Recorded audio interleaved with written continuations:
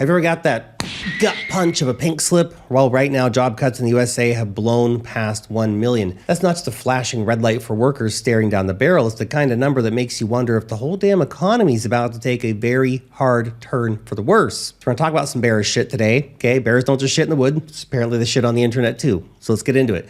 Let's cut the BS, okay? Or the bear, not the bullshit, the bear shit. Let's cut the bear shit and figure out what these numbers are really telling us and what it means for the money in your pocket. Let's dive straight into the data. The unemployment rate rose for the fourth straight month in September, rising from 4.3 to 4.4%, which doesn't sound wildly worrisome until you look at other reports, and it is going up, not down, not staying steady, going up. Now, according to Challenger, Gray, and Christmas, U.S. employers announced over 153,000 job cuts in October. That's a 175% jump from the 55,597 cuts in October 2024. And 183% higher than the roughly 54,000 layoffs just a month earlier. This is not normal seasonality. It's the largest October total in more than 20 years. The biggest single monthly figure in Q4 since 2008. Oh, why do we have to talk about 2008? Now, 153,000 may not sound like that much until you realize that the Challenger job cuts in the US averaged about 67,115 people from 1994 until 2025. What's even more concerning is the cumulative picture. Year-to-date, job cuts for 2025 have now hit around 1.1 million, the highest level for this point in the year since 2020 during the Corona beer crisis, okay? And it gets worse. The United States is facing its worst wave of major corporate bankruptcies in 15 years. The S&P Global data showing that 655 companies have already collapsed through October. We need those rate cuts. We need them now, Jerome. That number is almost equal to the 687 bankruptcies recorded for all of 2024. That doesn't even include November and December yet. The pace is alarming. It signals that corporate stress isn't just rising, it's accelerating. From heavily indebted retailers to overextended manufacturers and real estate firms squeezed by high rates. Okay, there's a real systemic issue going on here. Rates need to come down, and they need to come down yesterday. And unfortunately, Jerome Powell's not going to deliver that kind of quick easing cycle. The failures are spreading across multiple sectors right now, and the latest data makes that picture even darker. October alone saw 68 major corporate bankruptcies following the 76 recorded in August, the highest monthly count since at least 2020. This rapid upward trend shows just how quickly financial stress is building in the system. Businesses are being squeezed from all sides. Trump's 4D chess tariff policies have added a lot of uncertainty and pushed input costs higher, while lower income consumers are still struggling with sticky inflation and a weakening job market. Those $2,000 stimulus checks cannot come fast enough. We have a toxic mix right now, rising costs and fading demand. And it's hammering revenues and accelerating corporate failures, meaning less people are having jobs.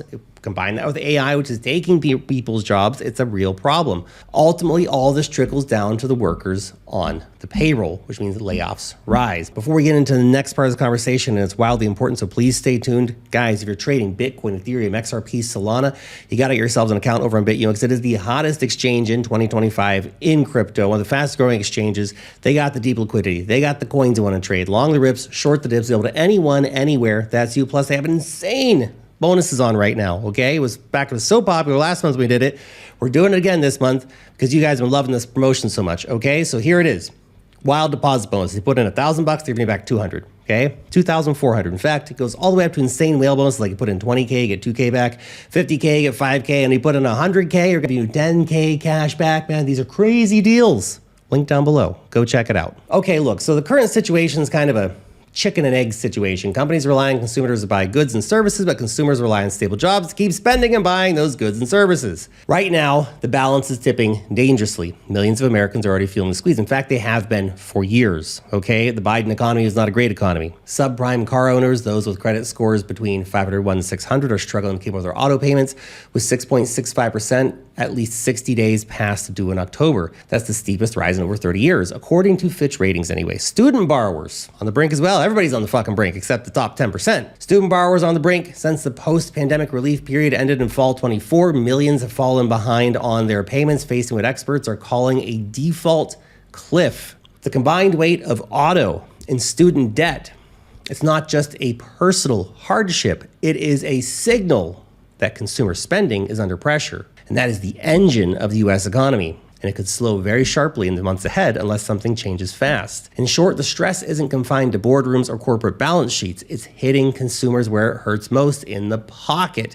And that is feeding back into an economy already groaning under years of layoffs, bankruptcies, economic stagnation, rising costs, and basically a business cycle that's been dead flat for the longest period in history. The picture is clear. Unless something shifts, both companies and consumers could be caught in a very vicious negative feedback loop. Yes, the headlines are grim, but we also need to check the other side of the coin here. Despite the pink slip announcements, okay? U.S. non-farm payrolls actually rose by 119,000 in September 2025, rebounding from a revised 4K decline in August and beating a market forecast of 50K, meaning it beat it by over 100%. It is the biggest job rise in 5 months. Not only that, but the near-term outlook for growth in the U.S. economy also looks incredibly good. 36 forecasters surveyed by the Philadelphia Fed now see real GDP growing at 1.3% this quarter, up from their previous estimates of around 0.9%. And looking at the year as a whole, they expect the economy to expand 1.7% in total in 2025, a bump up from the 0.3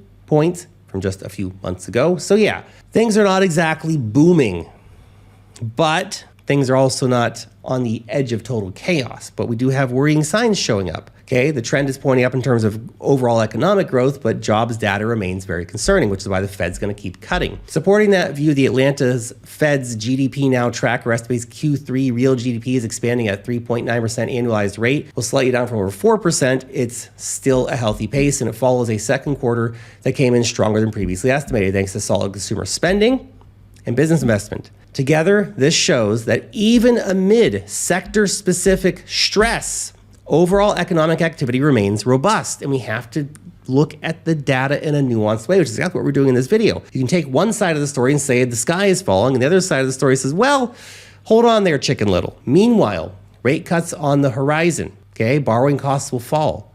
QT is ending. Stimulus checks are coming. This will offer relief to both households and companies alike. And let's not forget, the Fed has stopped the QT model. That's very important. And it's expected to roll out even more rate cuts, not just in December, but more before the new Fed guy gets in. And when the new Fed guy gets in, he's cutting rates down to 1%. I know it might not feel like it, but this is usually bullish because of all that extra liquidity will hit the market. With cheap money sloshing around, businesses can borrow to expand, which translates into more jobs, a boost to consumer confidence, and a virtuous cycle.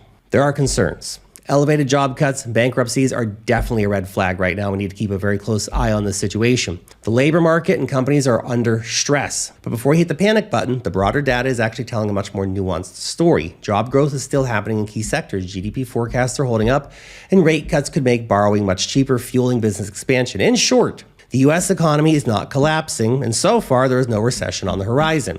It's more like a sharp, uneven correction. Stress is real. That's true. We have to keep an eye on this, but it's far from game over right now, at least not yet. And for those who don't get flushed out by fear and actually look at the data, this is not the end of the road, but a possible opportunity, a fork in the road. By the way, if you're interested in data-driven takes like this, we have got you covered in our weekly free newsletter. 108,000 plus people a week are reading this. They're getting altcoin reports. They're getting stock reports, they're getting charts, and much, much more. Link down below. Go check it out. Thanks for watching.